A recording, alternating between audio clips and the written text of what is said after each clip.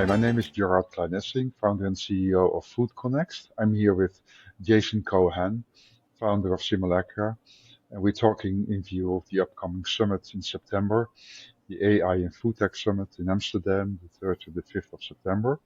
This is a bit of a preview, a prelude, or a pre-talk on what you think is happening in AI, and I'm very privileged to have you here since you just returned from China, from your I think great hobby and Yeah. also expertise in terms of tea, right? Yes, thank you for having me. Yes, thank you so much. But Jason, could you explain a little bit about your background, where you're coming from, having worked in AI for such a long period of time? Absolutely. So I started as a tea researcher, as a real job. Spent a whole bunch of time in mainland China, Taiwan, Korea, and Japan. I started a tea research group that spiraled out of control, became an interdisciplinary tea research institute called the Tea Institute at Penn State. That was exactly as popular as it sounds. Really competed with the football team for funding and turnout. But despite that, I had 30 something students, 5 fields of study. I did my research originally in sensory science and then moved to machine learning and artificial intelligence. And from that research, I founded Gastrograph AI. So Gastrograph was an early AI company. That research started in 2009, became a company in June 2013. Um, that company did pretty well. We raised in the low tens of millions of venture capital, and moved the company to New York City. And that company is now at between 20 and 30 people, and doing quite well. So I was founder CEO there for 10 years, and starting an AI company in 2013 is not like starting an AI company today. Particularly Mhm. not an AI company focused on food and beverage. So Gastrograph is a sensory AI. It was able to determine, it's still able to determine what different groups of consumers, what they perceive in a product, what they like and dislike. It can do things like product optimization, market surveys, competitive analysis, white space innovation. And it's both a very specialized AI, but it's also a very general AI. And it works because we collected our own proprietary data from consumers and products around the world. And so, we didn't use this language when we were starting, but now thinking about it, what we were really doing is we were building a foundation model for flavor with the ability to predict into and out of what different consumers, demographics, products, and product categories, what was going to be successful based on consumer preference. Yeah, and as I said, I was founder CEO there for 10 years. I stepped up to a board role about a year and a half ago to start a new company, and also an AI company. And that's using new techniques in synthetic data generation. So a new type of generative AI focused on consumer research. Hmm. And yeah, I think maybe a question to the new company, right, to the Simulacra data company. Could you explain a little bit more about what you're doing? Because that's an interesting part, I think, for the future as well. Yeah. So about 2 years ago or so, it became increasingly clear to me that generative AI was going to change what it was possible to achieve in consumer research. Whereas just about any type of consumer research has historically been limited by data availability, by the amount of data that was available and the types of consumers that you tested that data with.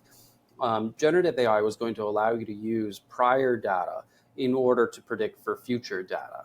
And that means that you can entirely change your processes and your working methodologies when it comes to data.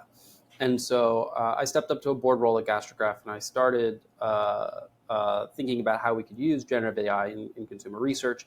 And then, of course, that was February of last year. So almost immediately, ChatGPT 3 comes out, mid-journey, runway, and we say, okay, well, I think we need to speed up our own developments here.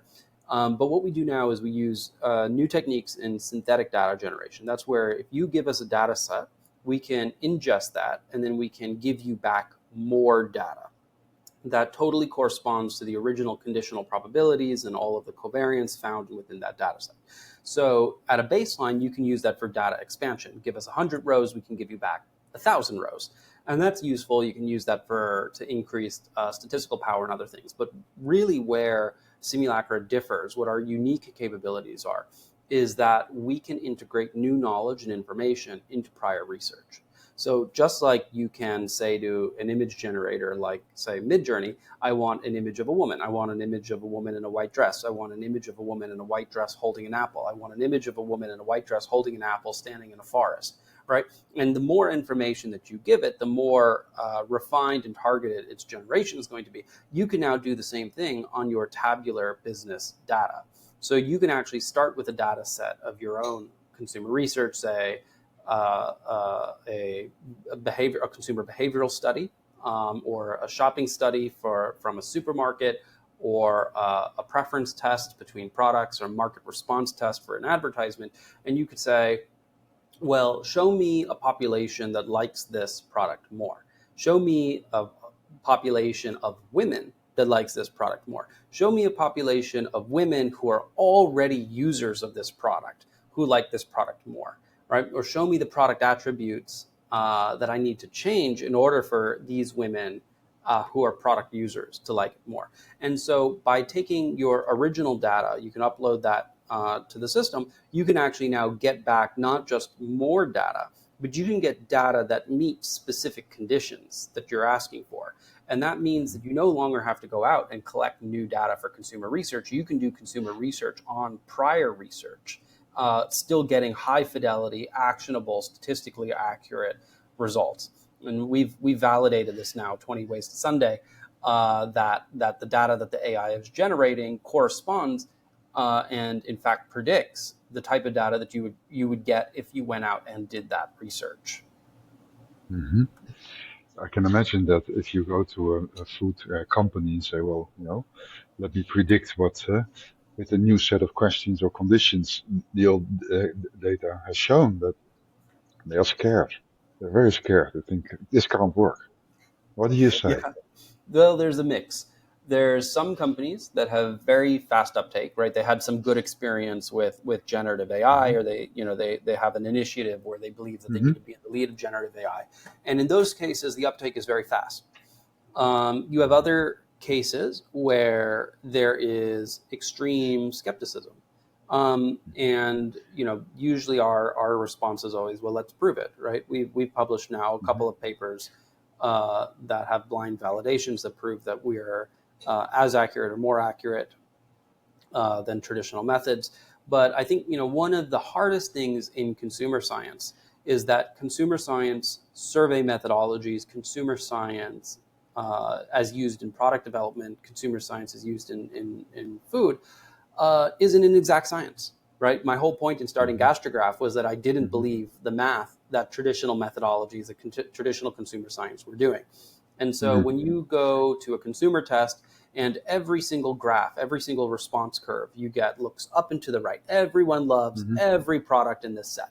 And your Hmm. differentiation is 0.2, 0.25, 0.3, and you say, well, this product won, that product didn't win, right? And your standard Hmm. deviation is 3 times your product differentiation, right? You have a standard deviation of 1 in your Hmm. survey across all products, and your product differentiation, max difference between products, was say 0.3.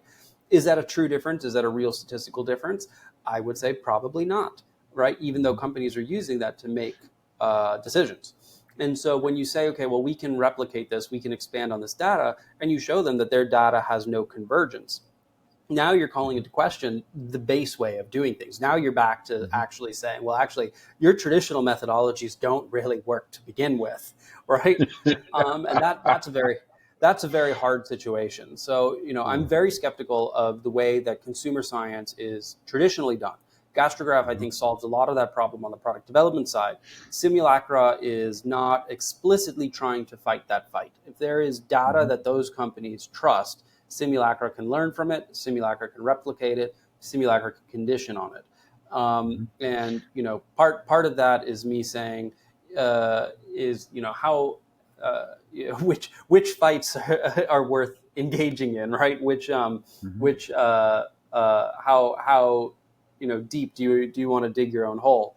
But part of Hmm. that is that it's not as if these companies are totally unsuccessful. They're Mm-hmm. inconsistently successful. The product failure rates remain very high, 80+% product failure rates across the board. Mm-hmm. In some instances, 95% plus product failure rates for new product launches.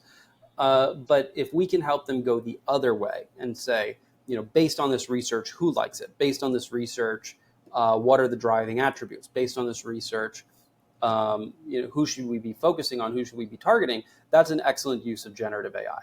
And that's Mm-hmm. likely going to help them create better products, make more successful marketing campaigns, target the right consumers at a much higher rate than the traditional methods that they're using. And so, the true problems with their research are not going to be that problematic in this type of Mm-hmm. generative AI world.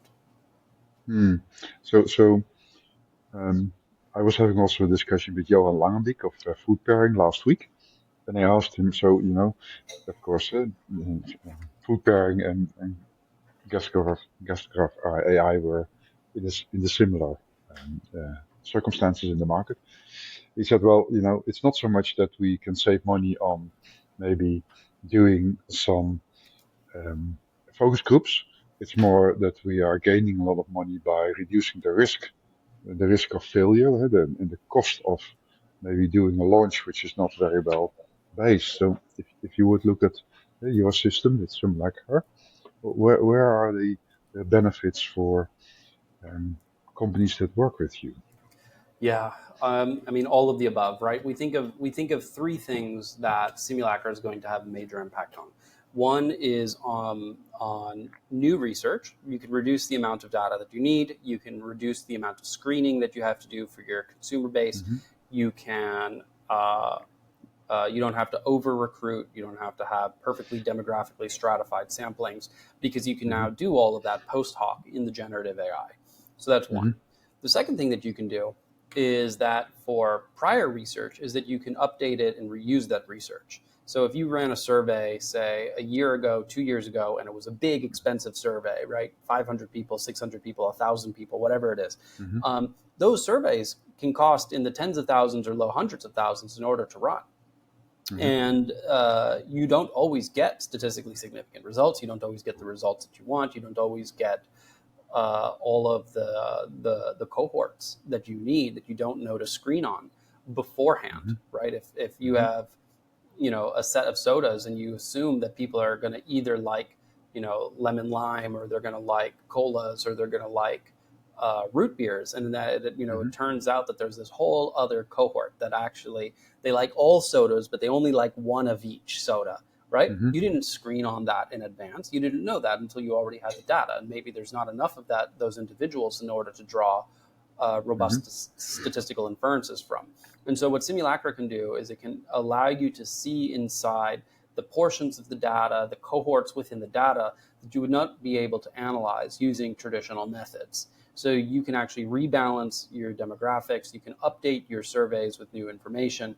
You can say, it should have been 50-50 men, women, it should have been uh, uh, 50-50 Hmm. between these three test sites, or 30-30-30 between these, a third, I should say, between these test sites.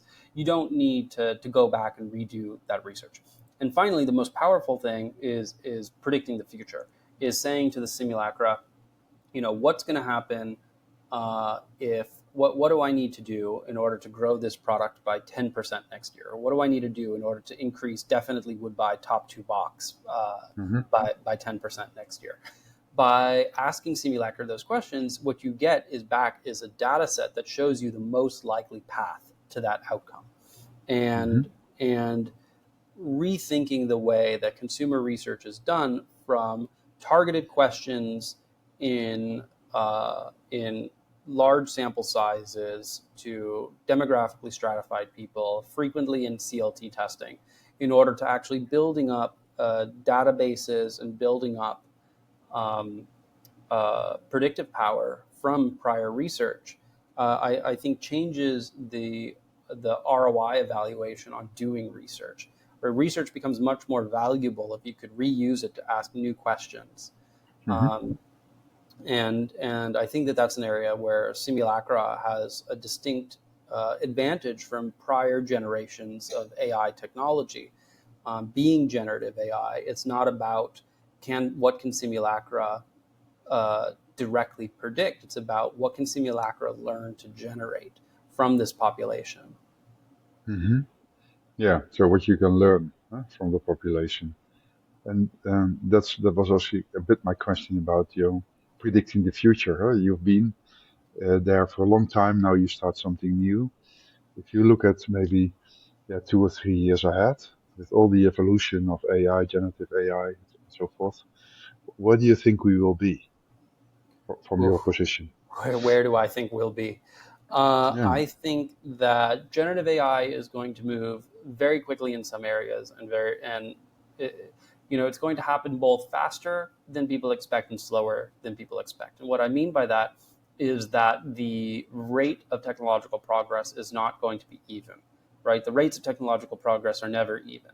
We're going to have some breakout capabilities that we're going to see that might be earth changing, right? Some of the work right now that's going on with protein folding and predictive protein structuring using generative AI technology is phenomenal. And it could lead to new Hmm. drugs, it could lead to new flavors, it could lead to new alternative protein compounds. It could lead to calorie-less sweet proteins, all sorts of things that Hmm. uh, companies have invested probably in the hundreds of millions of dollars on over the prior decades is suddenly going to be doable much more Hmm. efficiently and much faster. And that's likely to be truly a world changing capability. Hmm. On the other hand, are we going to have entirely autonomous agents that we can say, go develop this product for me? Probably not. Right. So, Hmm. so the future is, the saying is always the future is here. It's not evenly distributed, but it's also not evenly distributed in its rate of development. That rate of development is going to be very uneven. And so, what I see looking forward, particularly in the food industry, is that there's going to be not a bubble, but there's going to be a shakeout of realization.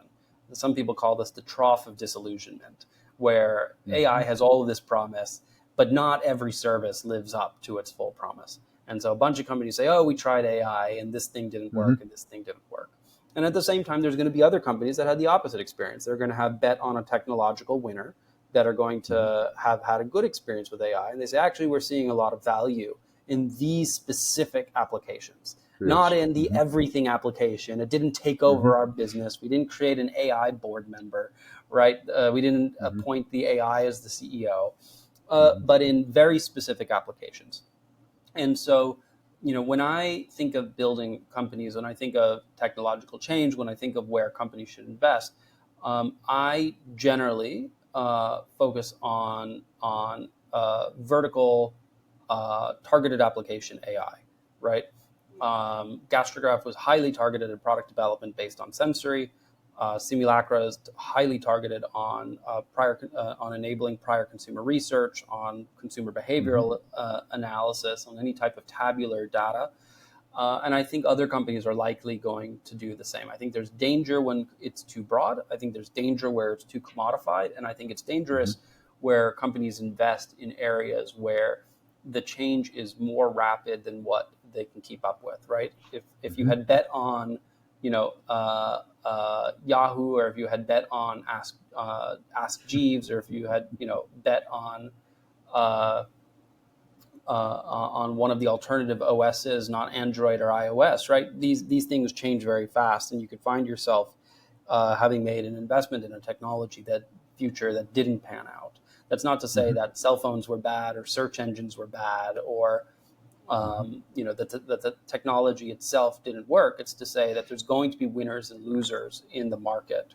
And so when food companies think about where they're investing and how they're investing, they have to know their strategy, and they have to know where it makes sense to be a front runner, to be an early Hmm. adopter, and where it makes sense to take a measured approach and try out multiple avenues. And so, most food companies are not going to build their own AI internally. Most food companies are going to acquire AI through technology Hmm. providers, and they Hmm. should make measured bets on multiple providers with multiple applications in order to find what works for them and in order to distribute the risk around different types of technology sets and different type of providers, and make sure that they understand, they have the in-house expertise in order to evaluate things as they change. Um, that's very different than in an area where there is a first mover advantage, right? Was there a first mover advantage to being a cell phone app when apps were very new? There was for social media, which didn't previously exist. There was for messaging apps, which didn't previously exist. There was for advertising, right, mobile games, those types of things that didn't previously exist. Was there an advantage to being a first mover for a bank? Not really. For shopping online, not really, right? We had Webvan, we had the .com boom and bust. So there are technology maturity cycles, and it makes sense to make a first mover advantage only where you're going to have outsized returns for that investment.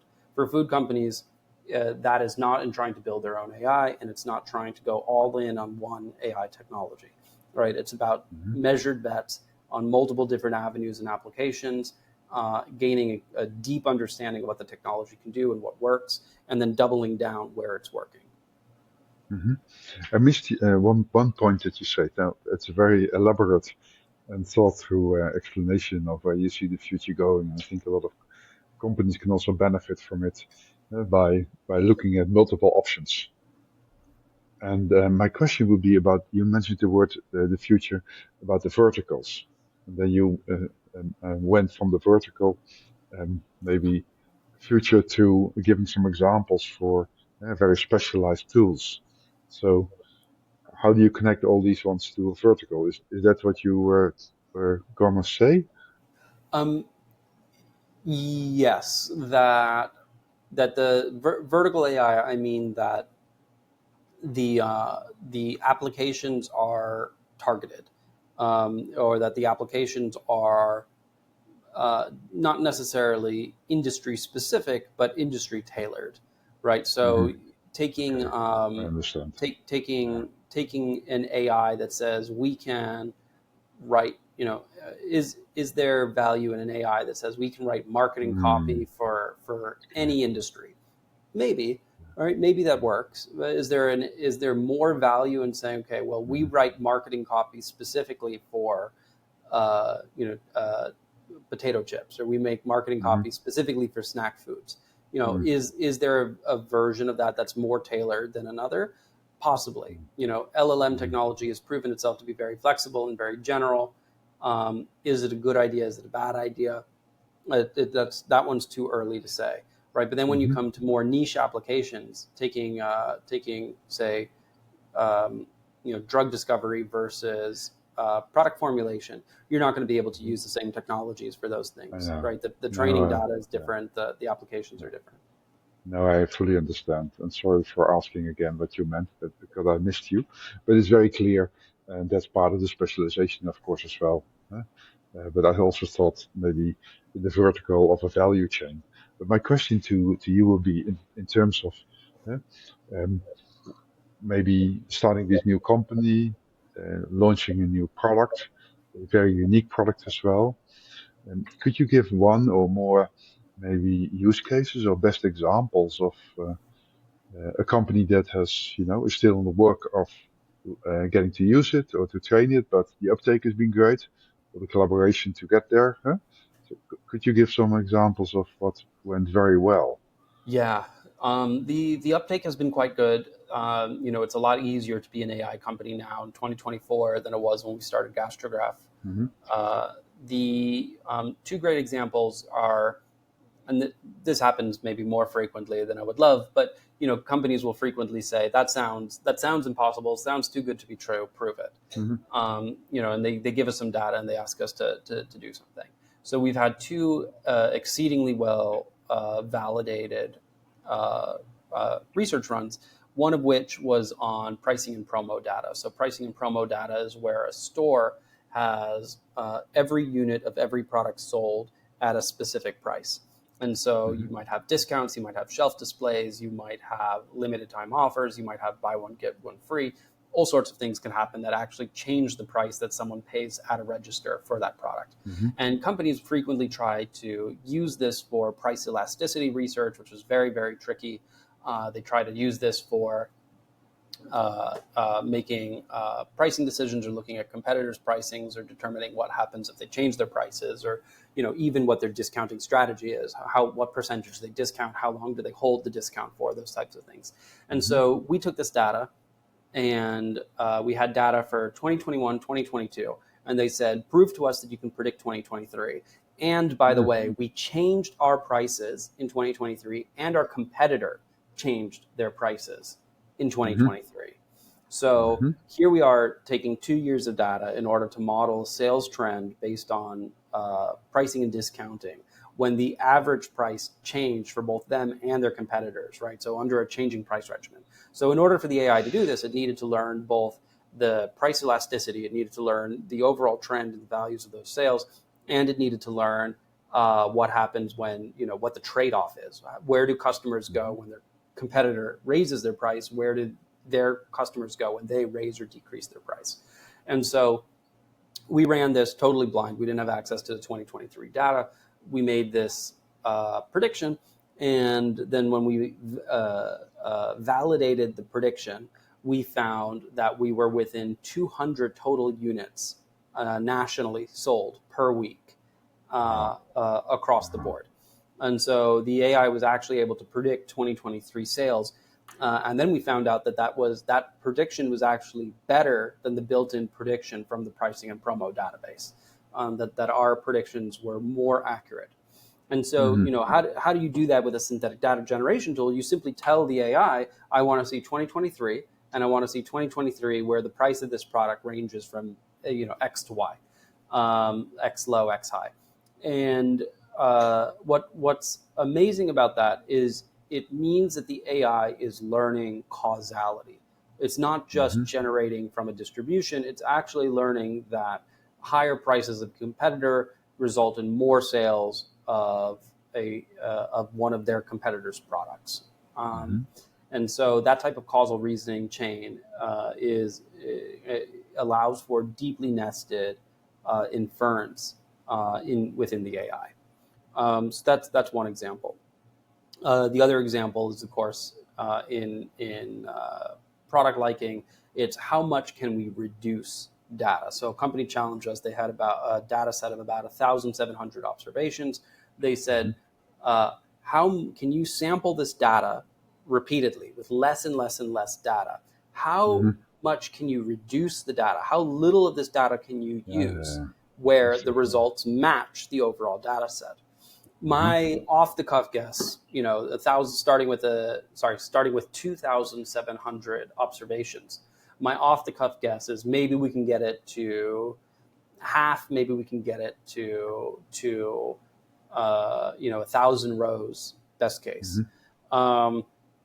Which would have been a major win, to saying you can collect 50% less data. So we ran this test. We ran this in 2 different variations. In one variation, we did stratified sampling, where we maintained an equal number of products, 18 products in the set across the board. And in the other variation, we did totally random sampling, which models an incomplete block design. And in both cases, we were able to reduce the total amount of data needed by 80%. We could train the AI on 500 rows of their data and achieve equivalent results. And that's kind of an unbelievable result. We needed to go back and test that multiple times. But running that on the stratified sampling means that, all right, the AI is able to generalize and learn from very few sample sizes. That's interesting. That's good. Running that on the incomplete block design, where we randomly sampled across products, is much more impressive. Because what it actually means is that, again, the AI is learning causal reasoning. It's learning specific attributes about these products. And then when it sees the distribution of those attributes throughout the generation, it learns the causal chain that causes customers to like or dislike it. And so by being able to train on a incomplete block design, variable number of products, and still generalize to an equivalent number of products across the board, that is much, much, much more powerful.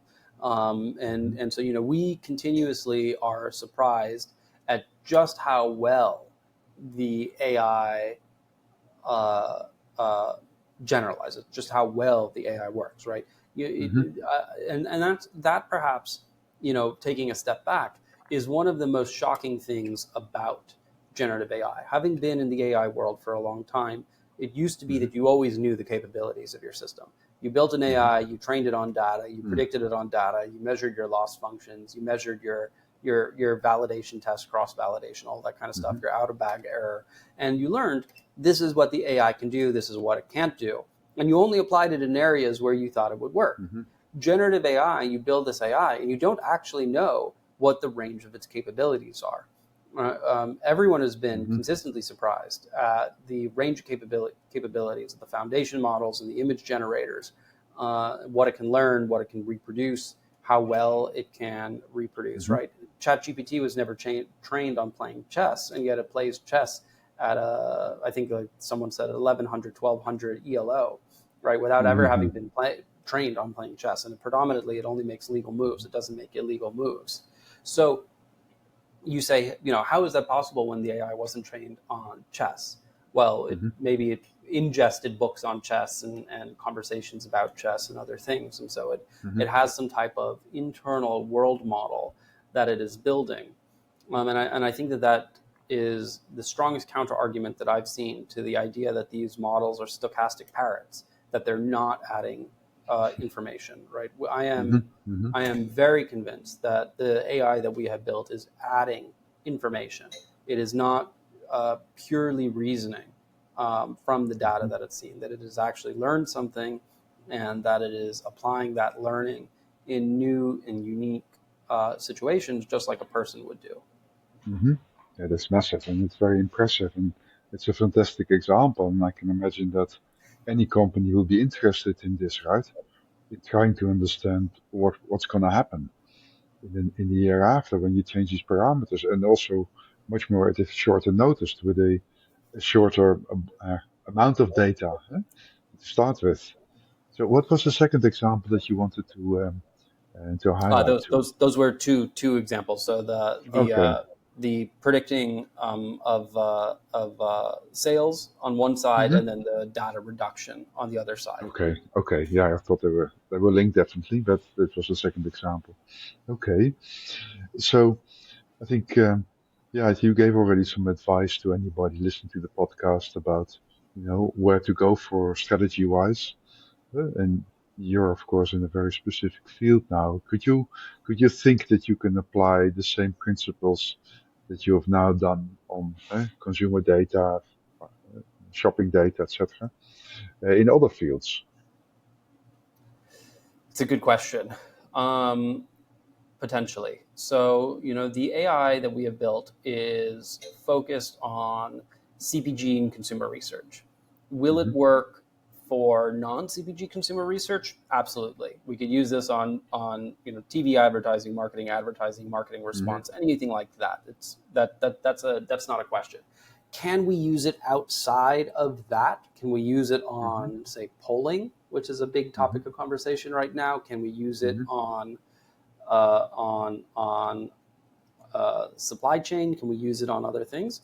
I would say we don't know, Hmm. and those are things that remain open to us to test. And there are likely a lot of exciting applications that we've not thought of.